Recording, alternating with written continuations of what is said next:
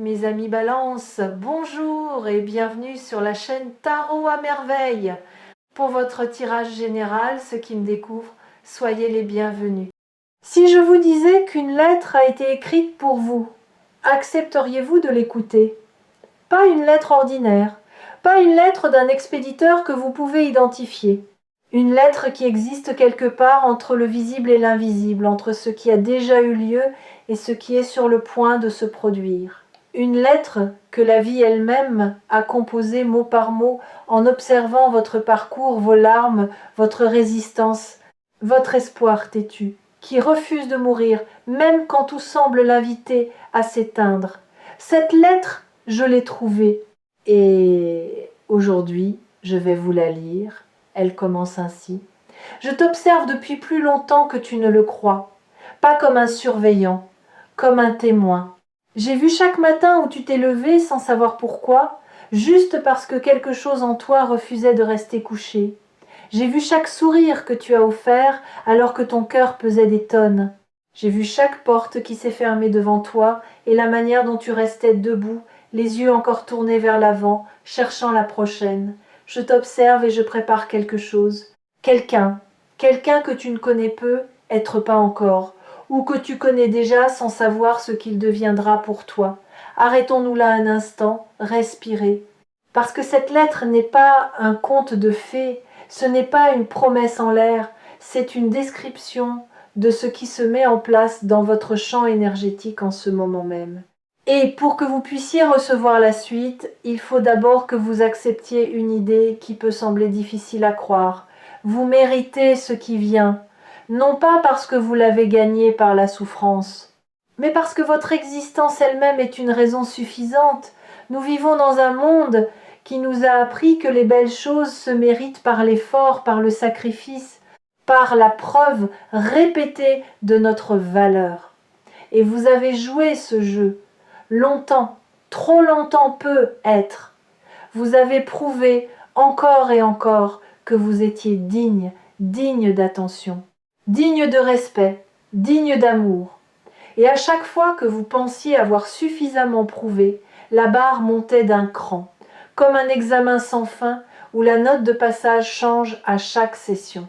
Ce cycle s'arrête ici, pas parce que vous avez enfin atteint le score requis, parce que le score n'a jamais existé, il était une illusion, un piège conçu pour vous maintenir dans une course perpétuelle vers un horizon qui recule à mesure que vous avancez. La personne qui va changer votre vie ne vient pas parce que vous l'avez mérité, elle vient parce que le timing est juste.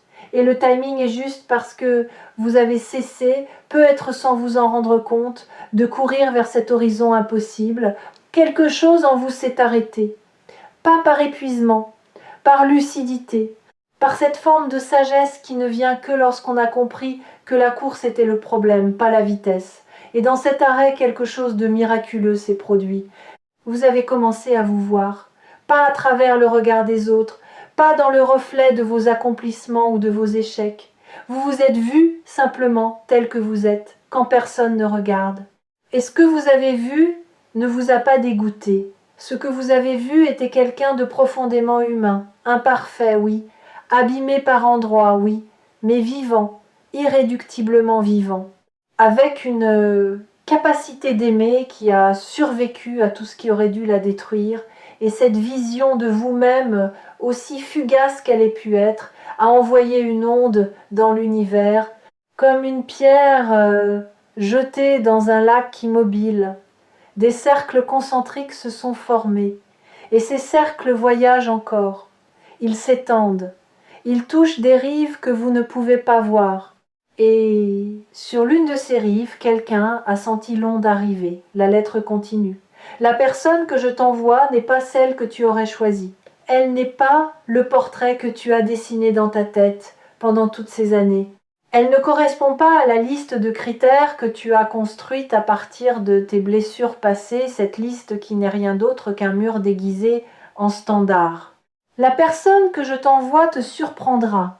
Et cette surprise sera la première preuve que quelque chose de nouveau est possible, que ta vie n'est pas condamnée à répéter les mêmes schémas, que le chapitre qui s'ouvre n'est pas la suite du précédent, c'est un livre entièrement différent. Cette idée mérite qu'on s'y attarde. Nous construisons tous, consciemment ou non, un portrait robot de la personne qui est censée nous rendre heureux. Ce portrait est façonné par nos expériences passées, par ce qui nous a manqué, par ce qui nous a blessés. Si vous avez souffert de l'indifférence, vous cherchez l'attention débordante. Si vous avez souffert du contrôle, vous cherchez la liberté absolue. Si vous avez été trahi, vous cherchez la transparence totale.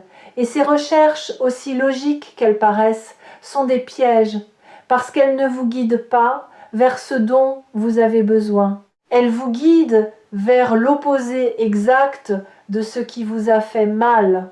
Et l'opposé exact d'une blessure n'est pas la guérison. C'est une autre forme de déséquilibre. La personne qui va changer votre vie ne sera pas l'opposé de vos blessures. Elle sera autre chose. Quelque chose que votre mental n'a pas prévu parce qu'il ne pouvait pas le concevoir, quelque chose qui échappe aux catégories, qui ne rentre pas dans les cases, qui, au premier abord, pourrait même vous déstabiliser parce qu'elle ne correspond à aucun de vos schémas de référence. Et c'est justement cette non-correspondance qui sera le signe le plus puissant que cette fois c'est différent, que cette fois ce n'est pas votre blessure qui choisit, c'est votre âme. La lettre reprend. Ne la cherche pas, c'est la condition. Je sais que c'est difficile à entendre. Toi qui as passé tant de temps à chercher, à espérer, à scruter chaque visage, chaque conversation, chaque rencontre en te demandant « est-ce toi, est-ce cette fois ?» Mais la recherche est un bruit. Et le bruit couvre le signal. Ce que je te demande, c'est de devenir silence. Pas un silence vide, un silence plein. Le silence de celui qui sait que la réponse existe déjà et qui attend non pas avec résignation, mais avec la confiance de quelqu'un qui a planté une graine et qui sait que le printemps fait son travail dans l'invisible. Il y a une différence fondamentale entre attendre par impuissance et attendre par confiance. L'attente par impuissance est passive. Elle est teintée de frustration, de doute, de ce sentiment lancinant que rien ne bouge et que rien ne bougera jamais. L'attente par confiance est active, pas active dans le sens de l'agitation, active dans le sens de la présence. Vous êtes pleinement là, dans votre vie, dans vos journées, dans vos projets, dans vos relations existantes. Vous ne suspendez rien en attendant que quelqu'un arrive pour tout commencer. Vous vivez intensément, complètement, et c'est cette plénitude vécue, cette vie habitée sans conditions préalables, qui crée l'espace magnétique dans lequel la bonne personne peut enfin apparaître. Parce que les gens qui vivent pleinement émettent une lumière particulière, pas une lumière flamboyante, spectaculaire, aveuglante, une lumière chaude, constante, comme celle d'une maison éclairée la nuit, vue de loin, qui donne envie de s'approcher, qui promet la chaleur et le refuge sans avoir besoin de crier pour se faire remarquer. Vous êtes cette maison, et votre lumière est allumée. Peut-être ne le saviez-vous pas, mais quelqu'un, quelque part, l'a déjà aperçue, et cette lumière, elle a une qualité que vous ne soupçonnez pas. Elle n'attire pas n'importe qui, elle attire ceux qui sont capables de la voir. Et la capacité de voir la lumière de quelqu'un d'autre est directement liée à la capacité de reconnaître sa propre lumière. Ce qui signifie que la personne qui sera attirée vers vous est une personne qui a fait son propre travail intérieur, pas nécessairement consciemment, pas nécessairement dans un cadre spirituel ou thérapeutique, mais à sa manière, par ses propres chemins, à travers ses propres tempêtes, elle est arrivée à un point de clarté suffisant pour reconnaître la vôtre. Et cette reconnaissance mutuelle, quand elle se produit, crée un phénomène que les mots décrivent mal, une sensation de familiarité immédiate, de confort inexplicable, de certitude silencieuse que quelque chose de rare est en train de se produire. Vous le sentirez, pas dans votre tête, dans vos os, dans ce lieu ancien au fond de vous qui reconnaît la vérité avant que la raison ne la comprenne. Si cette vidéo vous a trouvé sur Tarot à merveille, c'est que votre lumière a guidé votre clic autant que votre curiosité. Il y a une intelligence dans les choix que nous faisons sans réfléchir. Une intelligence du cœur qui sait, avant le mental, ce dont nous avons besoin. La lettre continue et ici, elle prend un ton plus intime. Il y a quelque chose que tu portes en toi et que cette personne va reconnaître immédiatement. Pas tes qualités visibles, pas ton humour, ton intelligence, ta beauté ou ton courage, quelque chose de plus profond, quelque chose que tu caches, cette part de toi que tu considères comme ta faiblesse, cette fragilité que tu dissimules sous des couches de compétence et de sourire, cette blessure que tu portes comme un secret honteux. C'est précisément cela que cette personne verra en premier. Et au lieu de s'en détourner, elle s'en approchera avec douceur, avec respect, avec la reconnaissance silencieuse de quelqu'un qui porte une blessure similaire et qui sait ce qu'il en coûte de la cacher au monde. Voilà peu, être la partie la plus difficile à entendre. Parce que nous passons notre vie à cacher nos fissures, à perfectionner notre façade, à nous assurer que personne ne voit ce qui se passe derrière le rideau. Et l'idée que quelqu'un puisse voir exactement ce que nous cachons et nous aimer, non pas malgré cela, mais à cause de cela, cette idée est terrifiante. Terrifiante et libératrice à la fois. Terrifiante parce qu'elle implique une vulnérabilité totale. Libératrice parce qu'elle promet la fin de l'épuisement. L'épuisement de prétendre, de maintenir le masque, de veiller à ce que les bonnes pièces soient éclairées et les mauvaises dans l'ombre. Imaginez un instant ce que serait votre vie si vous n'aviez plus besoin de ce masque. Si vous pouviez exister, simplement exister, avec tout ce que vous êtes, le lumineux et le sombre, le fort et le fragile, le certain et le tremblant. Imaginez la quantité d'énergie que vous récupéreriez. L'énergie que vous investissez chaque jour, chaque heure, dans le maintien de l'apparence. Cette énergie-là, une fois libérée, pourrait nourrir des rêves entiers, pourrait construire des projets qui dorment dans vos tiroirs, pourrait ouvrir des conversations que vous repoussez depuis des années. La personne qui arrive va déclencher cette libération, pas en forçant votre masque à tomber, en rendant le masque inutile, par sa seule présence, par sa manière d'être avec vous qui vous dira sans un mot que l'intégralité de votre être est bienvenue. Pas seulement les pièces présentables, l'intégralité. La lettre poursuit. Cette personne ne vient pas te sauver, je veux que ce soit clair, elle ne vient pas combler un vide, elle ne vient pas réparer ce qui est cassé. Tu n'es pas cassé, tu n'as jamais été cassé, tu as été plié, tordu, comprimé par les circonstances, par les attentes, par le poids d'un monde qui ne sait pas toujours accueillir ceux qui ressentent trop fort, mais cassé, jamais. Et cette personne le sait, elle ne te regardera pas comme un projet à restaurer, elle te regardera comme un paysage à explorer, avec fascination, avec patience, avec la certitude que chaque recoin, même les plus escarpés, cache une beauté que peu de gens ont la patience de découvrir. Cette distinction est essentielle. Être changé par quelqu'un ne signifie pas être réparé par quelqu'un. Le changement dont nous parlons ici n'est pas une correction, c'est une expansion. Cette personne ne va pas vous rendre meilleur en corrigeant vos défauts. Elle va vous rendre plus vaste en vous donnant la permission d'explorer des territoires de vous-même que vous aviez condamnés. Des espaces intérieurs que vous aviez fermés parce que, à un moment de votre vie, quelqu'un vous a fait croire qu'ils étaient dangereux. Votre sensibilité, votre intensité, votre manière de rêver trop grand, de sentir trop profond, de vouloir trop sincèrement. C'est trop qui vous ont été reprochés, parfois ouvertement, parfois par des silences qui disaient plus que des mots.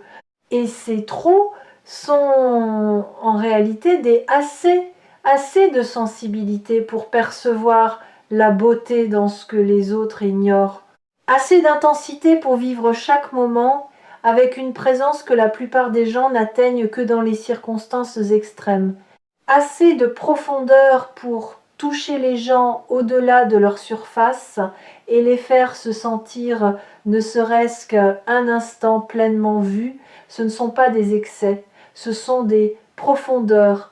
Et il faut quelqu'un qui sache nager pour les apprécier. La lettre arrive maintenant à un passage que j'hésite à lire, non pas parce qu'il est difficile, parce qu'il est d'une tendresse presque insoutenable. Sache que cette personne a aussi peur que toi. Elle porte ses propres cicatrices, ses propres doutes, ses propres nuits où elle se demande si elle est assez. Et c'est cette peur partagée, cette vulnérabilité symétrique qui rendra votre rencontre si puissante. Parce que deux êtres qui se rencontrent dans leur force ne créent qu'une alliance. Mais deux êtres qui se rencontrent dans leur fragilité créent un sanctuaire, un espace où la garde peut être baissée, où les armes peuvent être posées, où l'on peut enfin, se reposer dans la présence de l'autre sans craindre le jugement.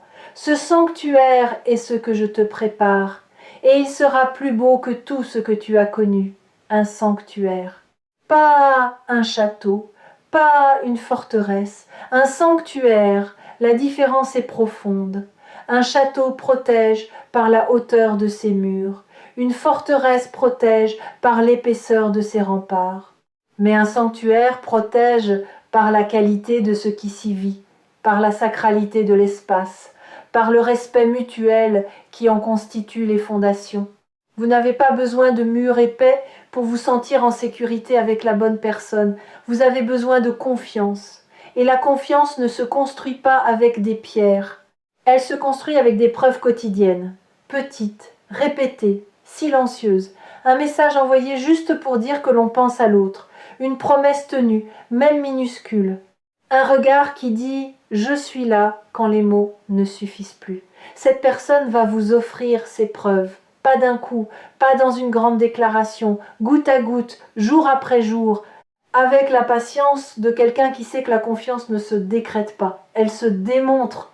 Et chaque preuve sera un barreau de moins à la cage dans laquelle vous avez enfermé votre cœur. J'aimerais m'arrêter ici un moment pour parler de quelque chose que la plupart des gens sous-estiment. Le rôle du corps dans cette transformation. Votre corps sait avant votre esprit. Votre corps a déjà commencé à se préparer à cette rencontre. Peut-être l'avez-vous remarqué sans en comprendre la raison. Une énergie différente le matin. Une manière de bouger qui a légèrement changé. Des sensations nouvelles dans la poitrine, pas de la douleur, plutôt une ouverture, comme si votre cage thoracique gagnait quelques centimètres d'espace. Votre peau elle-même réagit. Certains rapportent une sensibilité accrue au toucher, aux textures, à la température de l'air. Ce ne sont pas des symptômes médicaux. Ce sont des signes que votre corps se recalibre pour accueillir un niveau de connexion qu'il n'a pas expérimenté depuis très longtemps. Le corps n'oublie jamais ce que c'est que d'être aimé pleinement. Et quand il sent que cette possibilité approche, il se réveille, il se prépare, il fait de la place.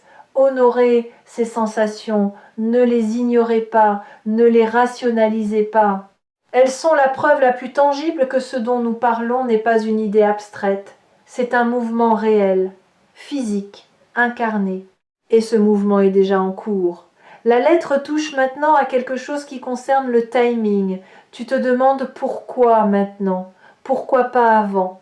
Pourquoi pas pendant ces années où tu en avais tellement besoin que l'absence te brûlait comme un fer rouge? La réponse est simple, et elle ne te plaira peu, être pas. Avant, tu n'aurais pas reconnu cette personne, tu l'aurais croisée sans la voir, ou pire, tu l'aurais vue et tu aurais fui, parce que tu n'étais pas encore celui ou celle que tu es maintenant. Chaque épreuve que tu as traversée t'a rapproché de cet instant. Chaque larme a nettoyé un fragment de ton regard. Chaque déception a déblayé un chemin, et maintenant ce chemin est dégagé. Tes yeux sont clairs, ton cœur est assez brisé pour être ouvert, et assez fort pour ne plus avoir besoin de se fermer. C'est maintenant, parce que tu es enfin prêt à voir ce que tu étais incapable de voir avant. C'est une vérité inconfortable mais libératrice. Les rencontres transformatrices ne se produisent pas quand nous les voulons. Elles se produisent quand nous sommes prêts à les vivre pleinement. Et la préparation, n'est pas un exercice conscient. Elle se fait dans l'ombre, à travers les épreuves qui nous semblaient inutiles, à travers les relations qui n'ont pas fonctionné et qui nous ont appris, à chaque échec, un peu plus précisément ce que nous cherchons vraiment. Chaque amour raté a affiné votre boussole intérieure. Chaque désillusion a éliminé une illusion. Et ce qui reste maintenant, ce n'est plus un fantasme. C'est une vérité, épurée, essentielle, inébranlable. Il y a aussi un autre aspect de cette préparation que personne ne mentionne jamais, le pardon.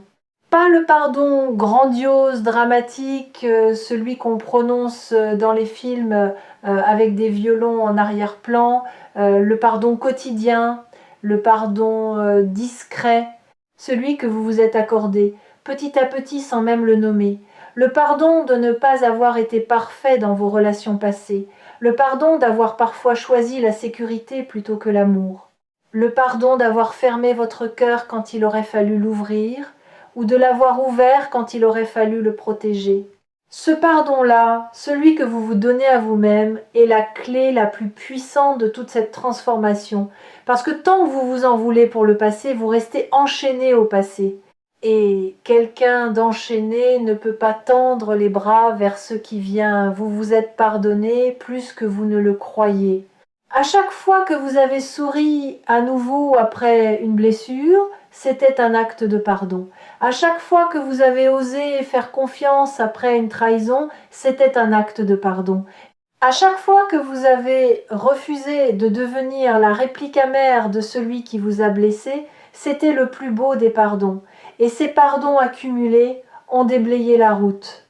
Ils ont créé un passage clair, sans débris, sans rancune, sans fantôme du passé embusqué dans chaque coin.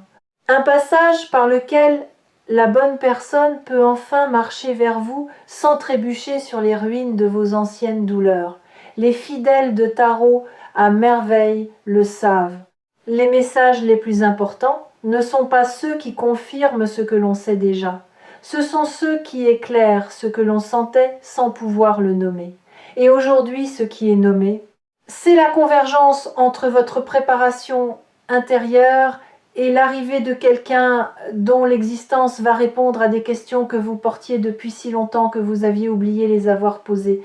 La lettre arrive à sa fin, et ses derniers mots sont les plus simples de tous.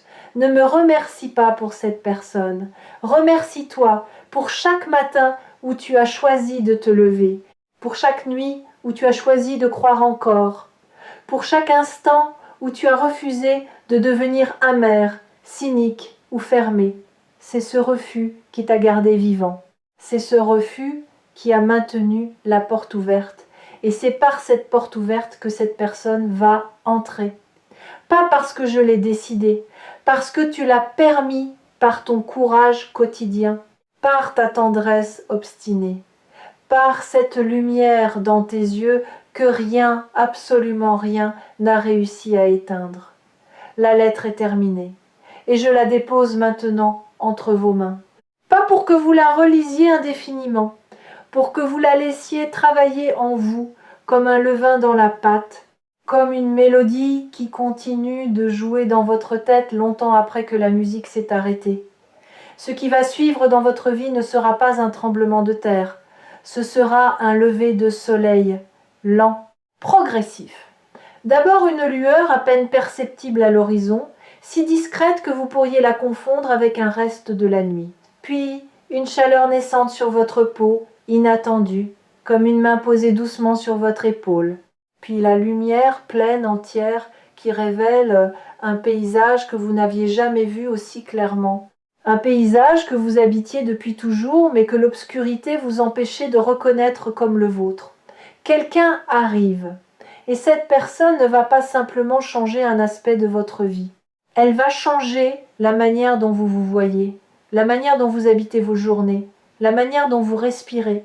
Quand personne ne vous regarde, elle va vous apprendre par sa seule existence que vous n'avez jamais été trop, que vous n'avez jamais été pas assez, que vous avez toujours été exactement ce qu'il fallait. N'oubliez pas de revenir sur Tarot à merveille quand le doute frappera de nouveau à votre porte, parce que le doute frappera, il frappe toujours. Mais désormais, vous avez une lettre entre les mains. Une lettre que la vie a écrite pour vous. Et les lettres de la vie ne mentent jamais. Préparez-vous. Non pas en construisant des murs, en ouvrant des fenêtres. Chaque fenêtre ouverte est une invitation. Et quelque part, à une distance que ni vous ni moi ne pouvons mesurer, quelqu'un marche vers la lumière que vous laissez filtrer. Cette personne ne marche pas vite. Elle ne court pas. Elle avance avec la même certitude tranquille que la vôtre, parce qu'elle aussi a reçu une lettre. Et sa lettre parlait de vous.